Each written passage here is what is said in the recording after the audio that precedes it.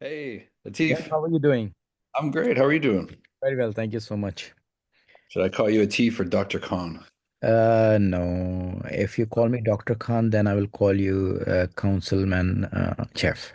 Oh, all right. Or Agreed. Councilman Stuntcard. What do you prefer? Just Jeff. Okay, so just Latif. That's all I've ever been, just Jeff. Okay. It's good to see you again. Likewise, man. I mean, it's you know, I'm feeling delighted because I thought I am, doing lots of different things but until I saw your profile and the things that you have accomplished and doing especially in context of medical technology and of course politics as well. But let's dive right into it and give me a little, rundown of your career, of who you are, just a little bit. So, my most of my professional career in education is in city planning, urban design. Oh, The vast majority I was in like Miami and Florida Keys and doing developments and island developments and things like that. okay.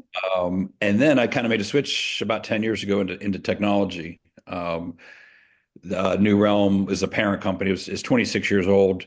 My wife is actually half owner of the company, and my best friend is the other half owner. So it's a it's a great organization, and we developed e-commerce software about 10 years ago, and that's predominantly where I focus most of my energy. But I do work in the NuRelm sector as well, which is more like a biotechnology, combining uh, technology with the medical community, with researchers, physicians, clinicians, Mhm. uh, using a lot of National Institute of Health Mhm. grant money, things like that. Usually, it evolves into a mobile app Mhm. uh, development project of some kind, passive sensing data. Right. Uh, Psychiatry is kind of our niche, adolescent mental health. Yes. This being Mental Health Awareness Month, Yeah. we'll be promoting a lot of our projects that we've worked in for many years, universities across the country. But it started with the University of Pittsburgh. Most of our bigger projects and long projects are with the University of Pittsburgh and Carnegie Mellon University locally here in Pittsburgh. Mhm. So I'm gonna put a shameless plug over here. I'm not sure if you saw my U2Go app project as well. That's also about mental health. It's about reclaiming the attention span. When we started working on it, our attention span was 40 seconds, and now our attention span is 8 seconds, and just in the duration of 2 years. So that's also in, somewhat in the realm of mental health. But NuRelm is so advanced and so deep that I don't know, I would like to do a separate podcast for that. But Sure. and also you are an organ donor, so I'd like to have you on our organ donation podcast as well, as you know, my app, Yeah, Life Immortal. yeah. Yeah. Yeah, I was very impressed with that work. It seems like it's very necessary and seems like it should be something that should be used. But I'm the kind of person who thinks everybody should be an organ donor too. So Yes, yes. So yeah, that's what is in England. You are by default an organ donor unless you unsubscribe yourself. So that's the way it should be in the US as well. However, it's a work in progress. So I thank wasn't aware you. I wasn't aware of that in England that was the case. I think that's great. Yes, yes, yes. Yeah, it So, should be. oh yeah, I spoke to the right person. Maybe you make some, legislation changes, something like that, or Yeah, trigger something. yeah. Lawmakers are the people who are, basically creating the maximum change. And tell me a little bit about your background in e-commerce and how you came up with this project. Yeah, it was actually it's called FlowLink, flowlink.io. Another there's my shameless plug. uh, No, we're so talking about Flowlink actually because yeah, the whole thing is my shameless plug. no, no, no. The thing is, I'm talking about in attention economy, e-commerce is the key, and Flowlink projects such as like Flowlink are integral in taking things to the next level, whether it is Shopify, whether it is Amazon, whether it is eBay, whether it is, any big box stores. Yeah, yeah. It was actually developed by our CEO Sam Shaban. So it was Hmm. built internally by our parent company NuRelm that we just talked Oh, about. okay. Okay. So we developed internally to handle some of our internal bookkeeping. So it can integrate various platforms and back office tools, your accounting, your shipping, your inventory, whatever it is. We have about 40 platforms built now and counting. Okay. So, for instance, like you said, Shopify and like a QuickBooks would be a common scenario. If somebody wanted to sync their accounting and their inventory and shipping also is a third component that most people have capacity for. And CRMs, pretty much anything you name, if it's got an open API, we can tap into it. We can push and pull data, which is not something everybody can say. We can move in two directions Mhm. and push basically the data you want, where you want, when you want it. So depending on the frequency of your inventory needs or your accounting needs, you could sync things once a day or every 3 minutes or whatever your business calls for. You set it up and customize it for each business is different. Mhm. Um, so it pretty much is like a set it and forget it. So as you push that data, you would historically enter that information maybe in those three places Right. over and over and over and over. Right. Right. Now you're not doing that. And when information comes in, you can set up the syncs however you want it, the mapping or the customization. Yeah. Uh, and then as things move smoothly, you can get on with your life. Go, go Right. sell some more stuff or go take a vacation or whatever it is. But it frees up time every day for the life of your company. Right. So the return on investment you see fairly quickly, and then from that day forward. So it's like you said, with the state of the economy and the way things are done these days. I mean, the online presence. I mean, COVID really set us off. With brick and mortars shuttering, uh, Yes. a lot of people transitioning online. We had a huge surge, of course, goes without saying, and that continues to this day as that's just the nature of business these days. Right, right. I was also, I'm not sure if you are aware, I was working for this company called Return Queen. Have you heard about it? I skimmed your profile and then I dug a little deeper, and you have so much going on. Right. Uh, I can't say I know it in Yeah, yeah. depth. So Return Queen is like platform where you can get a subscription, a Right. membership, Okay. and what you do is whatever products that you binge shop online, and if you don't have time to return them, you just get this membership, and they pick it from your doorstep and box them and print out the print labels, and just make sure that you get the refunds in time. So it's amazing that in an online economy, there are so many new areas there where you can add value. Yeah. Yeah. I mean, we talked to a lot of different people, all different verticals. We have clients in just about everything you could think of.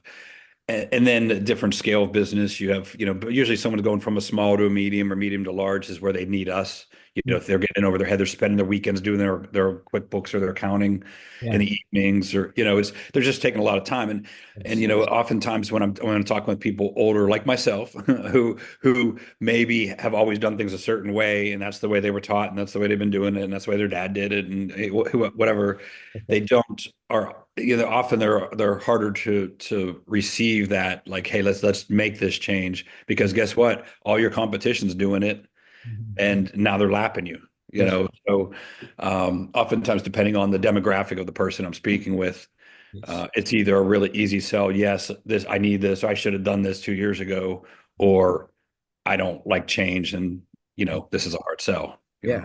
I think hard sell, I because we are going through a transformation phase. Uh, I was again, not to be bragging about it. I was working with HHS and doing the digital transformation of CMS, because CMS is like the ninth biggest country of the world in terms of data, in terms of its size. And it was all manual, and it used to get months for new application developer organizations to get their approvals back and forth. So we digitized it and we made this digital transformation. And of course, it was huge, and we had to create a path for that.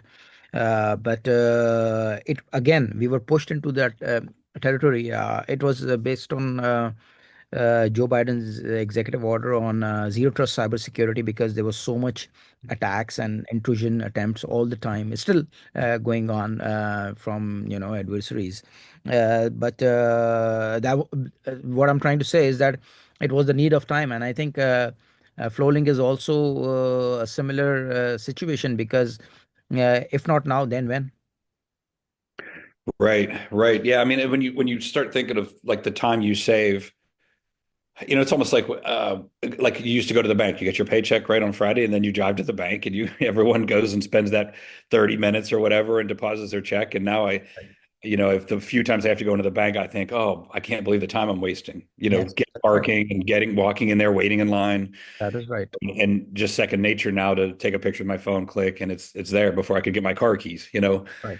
But I have relatives who will not do that. They want to go to the bank. They want to see the person take the check and put it in the drawer, and they trust that, and that's the psyche of how business was always done. That's right. That's right. Yeah. It's and So now it's with the technologies that we've seen with AI, with things exploding and technology yes, breeding technology, the curve is just skyrocketed versus this 45 degree that you and I grew up with of absolutely, absolutely. exponential learning. Now Yep. it's just a whole new uncharted Yes, area. absolutely. And thank you for bringing it up, because I was asking what is Flowlink heading to in terms of AI.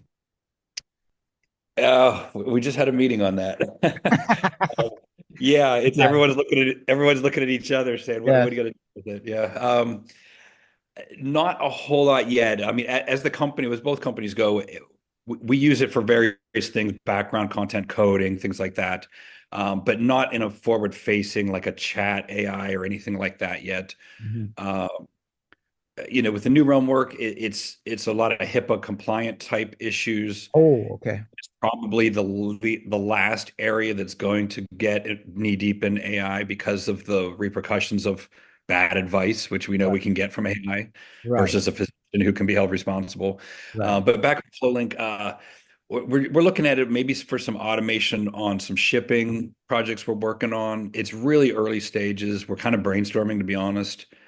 How is this impacting us? We use it in the company wide arena, but not so much for the Flowlink clients that are existing. But everyone's kind of coming up with ideas on maybe this and maybe that, and Right.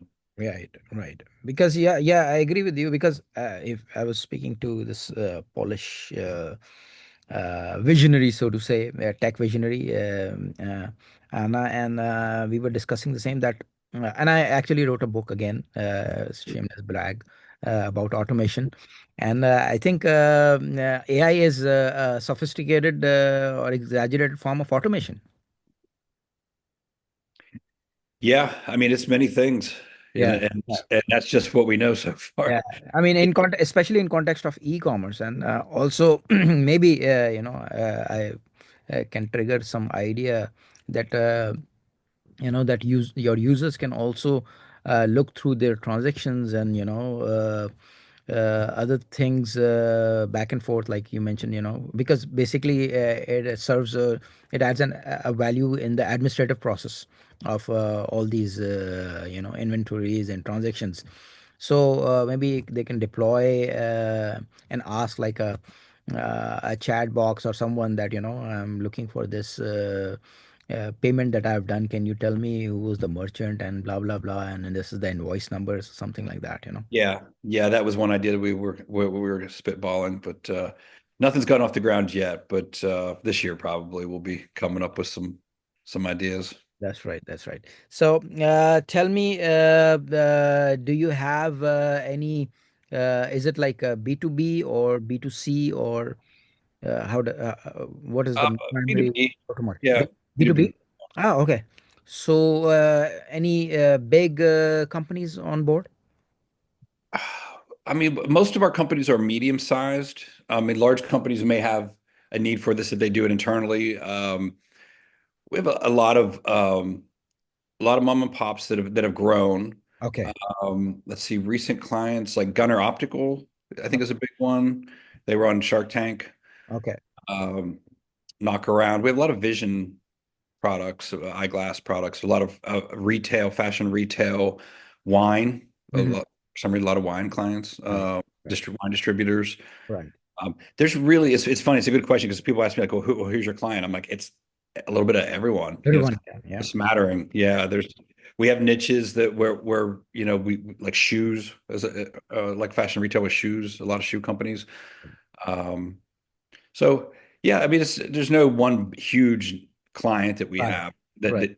that everybody's like, oh my God, knock around sunglasses, I think are popular. You see Yeah. the commercials, Yeah. Matthew McConaughey commercials. Yes. Yes. Um, yeah, so I guess they're big. I don't have any, but I mean, the thing is, our economy comprises majority of SMEs. So, it's a huge chunk in its own. yeah, I mean, a data is data. Yeah, From our perspective, it doesn't really matter what you're moving. that's right. I That's right. find it curious, but from the pro, and I'm not a developer. I should preface that. My background in tech is being pushed in the deep end of the pool and saying go sell tech. Mhm. Uh, Yeah, Fortunately, I have a fabulous team of developers and staff right. that can explain it better than I can when we get down in the weeds. Right. As far as exactly how the nuts and bolts work on the integrations and things like that. I'm more the front office and on the sales team side of things. Right. But I'm literally the one person in a company that is not having the technical background that Right. everybody else does. But Yeah. So while you were a councilman, how were you handling these parallel ventures? the what ventures? Parallel, Oh, busy. Yeah. I did. Yeah, because between NuRelm and FlowLink and then that, and then do some other things also with the rental properties and rehabilitation of rental properties and Okay. Oh, okay. Because things like your background is in, I understand, civil engineering, urban planning, urban planning. Yeah. Yeah. city design. City Uh, design. but no, I just like to I get my hands on old properties that have been boarded up and kind of Right. turn them in. Well, here's an example behind me. This was Oh, okay. not like this before. Mhm. uh, yeah, with that, with the councilman job, it was pretty hard. It was during COVID also, so that Yes. Yes. was very trying. Yeah. Again, dealing with an older populace who had to learn how to use Zoom to hold hearings and things like that. That's right.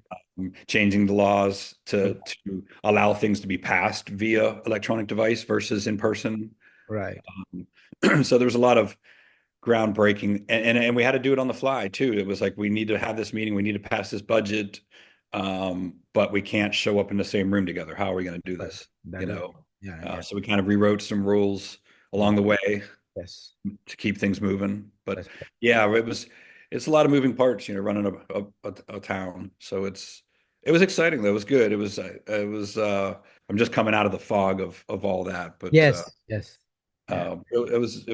yeah, it was interesting. Very good experience. Yeah. Okay. So tell me about NuRelm because I looked at those, technologies different, each one of them, whether it is prosthetics, whether it is, mental health, and so they are extremely, I would again use the word deep, and a lot of work has been done on that. And how long were you working on that? Uh, the each of because each one is an ocean in its own. Yeah. I mean, the answer varies. Lots of the projects you're referring to, like the adolescent psychiatry department projects, the mental health projects, are some of them are 5, 6, maybe even 7 years old, Oh. ongoing phases. Hmm. Uh, so as we work with the university in that instance on procuring money from the National Institute of Health. So Okay. the NIH grant money Right. that we've seen in the news, which has since started to dry up Right. for various reasons and various Right. people. Right. Uh, that we use that money to fund the project, help them get the grants, help Hmm. them spend the money developing the project to bring it to fruition. Right. Uh, and a lot of those are multi-phase projects. So if you get a first grant for, say $100,000, let's kick it off, get the project up, get some wireframes going, Yes. get it off the ground, get a proof of life, minimum viable product. Hmm. and then prove through testing the efficacy of this project, go Right, back round two, phase two, get more money, get bigger money, get, right, future phases year after year, keep it going, make it bigger, make it better. right, So a lot of those projects, are multi-year projects, and that NIH money, that's, often historically has been, far into the pipeline. We can talk with a researcher, hey, I've got an idea about this app. I have, a need for it. I know this would work. I don't have the technology background. That's where you guys are going to come in, right, help me get the money, right. take the front seat or the back seat, however we want to work it. Let's just go together, get the money, Mhm. and then start going forward with the project and Right, accountable in phases. right. Uh, so they can be, we could, from that first call with the researcher, it could be 2 years before that project goes live, That's or right. a year before you get the money, That's right. That's um, right.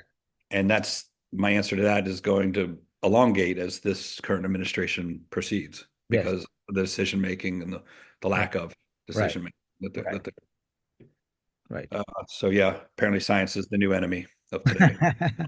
The thing is, yeah, the thing is that I'm sure it's really time consuming because not only is it technical on the technical side, it's also medical related. So and psychiatry related. So it requires even more rigorous QA and development cycle. Yeah, yeah, I know one of the projects we're working on now is to diagnose hyperactivity, ADHD in children. Yes. And there's surprisingly that I found it, and I don't have kids, but I was surprised to hear that there really isn't an objective measure of Mhm. hyperactivity. It's Mhm. ask a parent, ask a teacher is usually what it comes down, which are both extremely subjective. That's right. So to get a more clinical answer of how hyper is that child Right. and during what time, Yeah. so we're working with some smartwatches that are calibrating the child's schedule through the day, Yes. and then it also registers where levels have increased. So Right. you start forming correlation between, well, okay, we see hyperactivity at 2 o'clock. Well, he's in gym class. That's okay. Right. We see it at 11 o'clock. He's in math class. That's not okay. That's You right. know, That's and right. and that at least gives you a template or a baseline to say, here's what we're dealing with. Now let's start figuring out maybe what triggered it at that time, or we're seeing patterns of it coming in at certain times. Well, what happened before that time that might have preempted this, Yeah. so you can start forming some conclusions based on exact data versus opinion. Right. That's right. I mean, I do this comedy routine in which I say that these are the fashionable diseases, dyslexia and autism and ADHD, and that I would like to have a disease myself called dementia. I do stuff and I forget it. So in that context, we really need these technologies to, really diagnose as to what, like you said, because you need some empirical evidence of, what's going on. Yeah, yeah, and it's frustrating. Like, of course, we'd want to make progress on figuring out ADHD, Yes. but when you're talking about something like depression Yes. and suicidality, some Yeah. of these other apps Yeah. that are also forming algorithms and predictive biomeasures of what's going on with this kid in real time Yes. versus historically go to see someone to talk every 6 weeks or every month or whatever your Exactly. schedule is. Well, what Exactly. happens in those 3 or 4 weeks between, if Yeah. something goes wrong, Right. these apps can start identifying in real time of inactivity with your phone, dark Right. screens, lack of motion, things that aren't normal for a kid. Your phone Right. moves, your phone's Right. always moving, your phone's always lit up, Right. uh, things like that, and that can trigger responses to like certain people, like go check on them. He's upstairs. He hasn't, his phone hasn't moved in 3 days. Someone should go check on him. We Right. can't wait 3 weeks till the appointment. Right. Things like that. And Yes. those are, dealing with kids who are suicidal. That, those apps seriously have the potential to change that person's life. That's right. And when we start talking about, again, not to keep harping on it, but the lack of the funding cuts that have come up recently, Mhm. stopping projects like that, Yes. it makes no sense to me. Like suddenly, as the richest country in the world, we don't have money to spend on the lives of our youth. That's I mean, right. it's just ridiculous. But Absolutely. I sorry, mean, I won't go off too much on that. I no, no, just no, no, no. I would like you to, because the thing is, on one hand, we have these congressional hearings with these Facebooks and Instagrams and TikToks, And on the other hand, I just saw Instagram rolling out this teenage, feature where, like you exactly mentioned, that the parents find or know that that this is the rest time, and nobody touched the cell phone, and they can get these notifications whether it's being used or not. And on the other hand, what's the point of these hearings if these measures are not in place and these technologies are not deployed? Yeah, I mean the repercussions could be life-changing, and Yeah.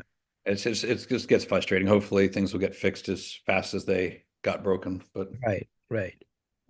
we'll Yeah, see.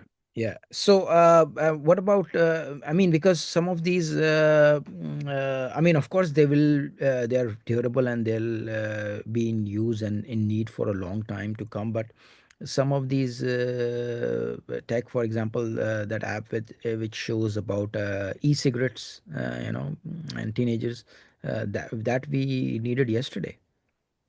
Are you talking about the project we worked on? Yes, Yeah, with Yale. yes, Yeah, we did two projects with Yale with both smoke. One was e-cigarettes, one was smoking, and the smartwatch would measure your yes. movement. And then you start getting texts about, "Hey, you're not smoking, are you?" Or Right, like little preemptive messages can right, pop up. Message from your mom or something. You promised me you'd quit. right. Let it get in your head. That's right. That's right. Yeah. Yeah, we did one like that with binge drinking too for universities, Mhm. where if a if a group, like say, such as a fraternity, maybe got in trouble for an alcohol-related offense, Yes. perhaps as a punishment, they would have to uh, download the app on their phone, and you would start getting text messages.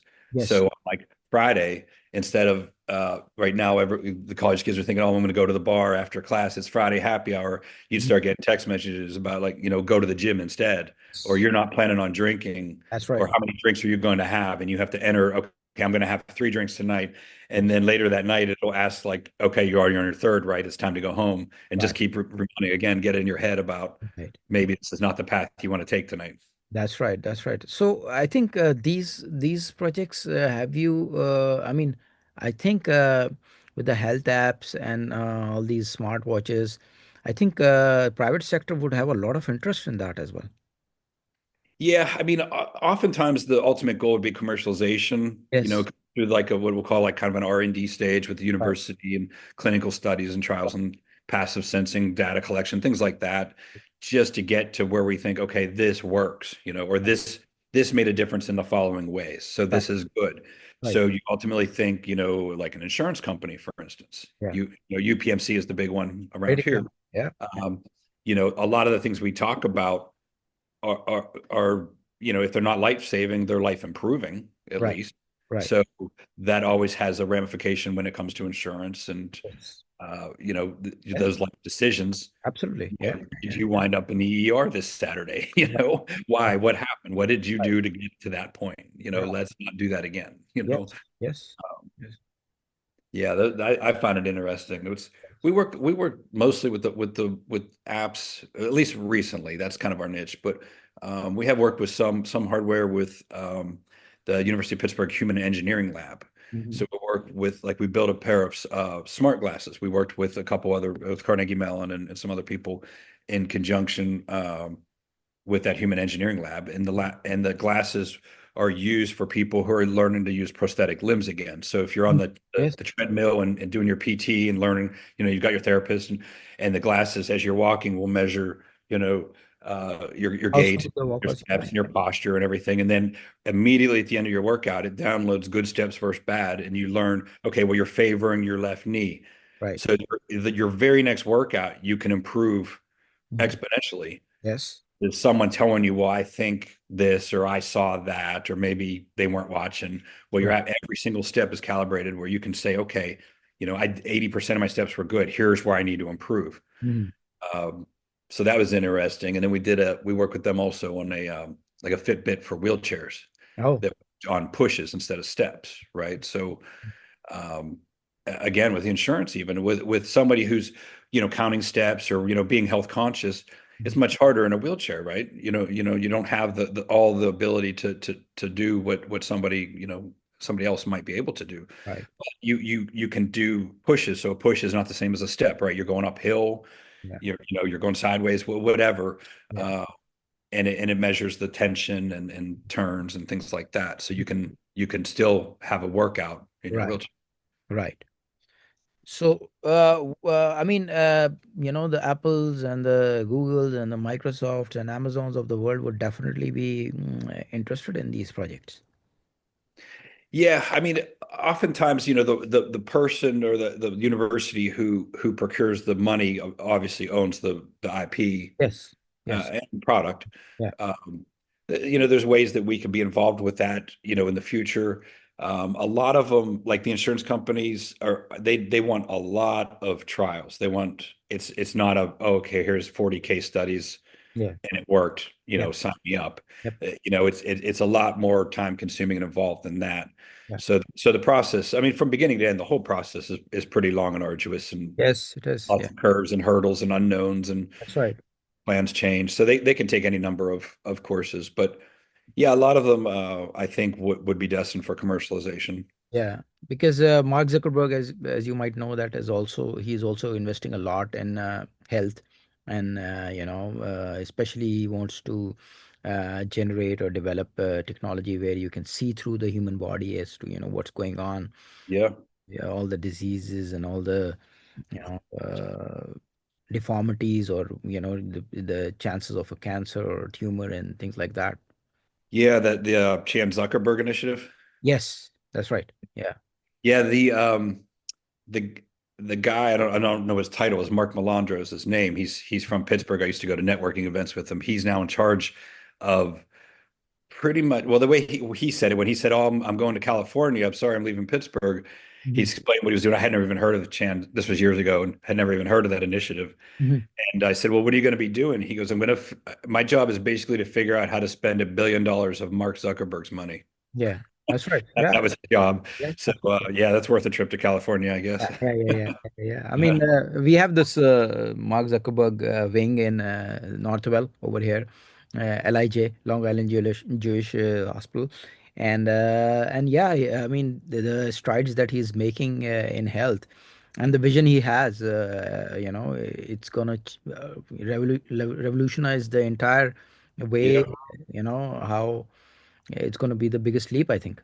Yeah, I can respect that. I don't care much for Facebook, but I can respect the hell out of that. Yeah, And yeah. and, and Bill Gates' announcement yesterday that he will die a poor man was Yes, yes, interesting. yes. And called out Musk for Right, cutting out funding for starving kids. And finally, right. someone said it finally. Yes, yes. So that'll be interesting to watch, and hopefully they'll set some examples for That's right. future billionaires to at least wind up doing the right thing, like the Andrew Carnegie, started the steel industry here in Pittsburgh, That's right. and not such a great reputation while he was becoming the richest man in the world. Yeah, People died every day in the mills, and he didn't care. And but he built the city, and he built the country, and he built a lot of the world and the bridges and but as he got older, he said, I don't need all this. I don't need to die with all this money. He started building museums and libraries. He built like 4,000 libraries around the right, world, not right, just here, but the ones in Pittsburgh are phenomenal. The museums he went around and bought everything that money could buy and shoved right, it in a museum. I can walk down the street and see right, it. It's fantastic. But the libraries all over the world were I find interesting, and they're very nice libraries. They have swimming pools and cathedrals, and it was nice, and that's a legacy to him. He's gone, and U.S. Steel's almost gone, but all those libraries and community centers and museums are still there.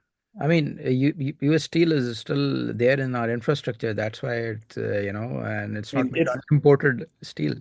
it's there, but having grown up here in the 70s when it was really here and seeing Yeah, it now, it's much different. It's good because at least, the air is not as bad and the water's not as bad and things right. like that. But um, yeah, it's just a fraction of the footprint it once had. I mean, Bill and Melinda used to have been doing for polio vaccine for a very long time, Yeah. and Yeah, they were doing a lot of good work, but I think it was yesterday or the day before, he pretty much announced I'm giving it all away. right. And Yeah. of course, he used to partner with Warren Buffett as well, who also gave away almost half of his fortune.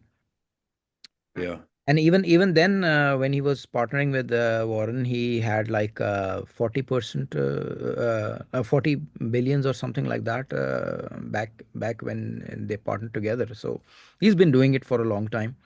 And like Jim Carrey says that when you get all the money and fame in the world, then you realize that that's not it. There is more to it. Yeah. Yeah, and that's what these and I think it's a good thing because it's setting in, like you said, it's setting an example for other billionaires and not only in the US, all over the world. The mindset is of abundance is kind of changing in that context. Yep. But yeah, but I what was I gonna say? I was saying that And you don't have to be a billionaire to do the right thing. yes, It's obviously going to be a greater impact and yes, a societal change maker. But if everyone thought like that and helped people out as much as they could or yeah, left money to worthy causes right. at any capacity, Right. the world would change. The whole butterfly effect, That's and right. That's uh, true. I mean, the problem is that in the last 10 to 20 years, we have kind of given them a celebrity status, so to say. yeah. So they have been celebrated a lot, and on one hand, they are celebrated. On the other hand, they have been demonized sometimes, for being greedy and holding a lot of capital.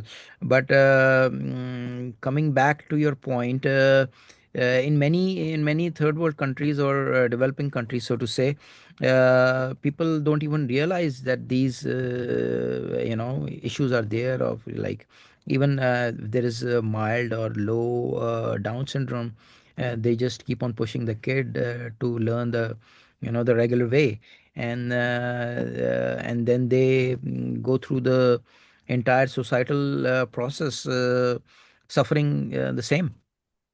So the technologies, like like you mentioned, can be really helpful in all parts of the world.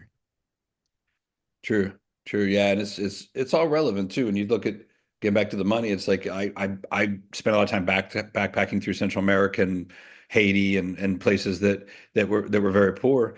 Mhm. And down there, I was the billionaire. You Right, know, right, I have two cars. I must be filthy rich. right, right. So it's all in a perspective too. And it's I don't know. We can talk a lot about that, but Yeah, yeah, yeah. the relevant the scale is just crossing a border. That's Everything just right. It's flips. all, yeah, it's all relative, and I'm not sure. I'm sure. I think you must have watched this documentary about blue zones on Netflix. Blues. Oh yeah, right. Yeah. Yeah, yeah. So at the end of the day, it's about community and integration on personal level, and connecting with your peers and your immediate group or circle of influence. And it's less about yachts and helicopters and islands. And yachts with helicopters Yes, and going. yachts with helicopters. Yeah, yeah, Right. yeah. Yeah, it was funny. I had a new lead call yesterday. It was a client, and he was a builder out west, and he said he had hired Oracle to do this project, and he had paid him $500,000 and got nothing in return, and he was suing them, and it was a project that we could do for much, much, much, much less. Uh-huh. But he was complaining because he found out the guy owned an island that uh, in the Caribbean somewhere, Mhm. and one of the Oracle guys, and he was upset that he had basically given him money to put towards his island Right. and gotten in return. It's like first world problems, That's right? right. That's true. That's true. Okay, You Jeff. know? Yeah, it was really nice talking to you, and I hope I'll invite you on our organ donation podcast.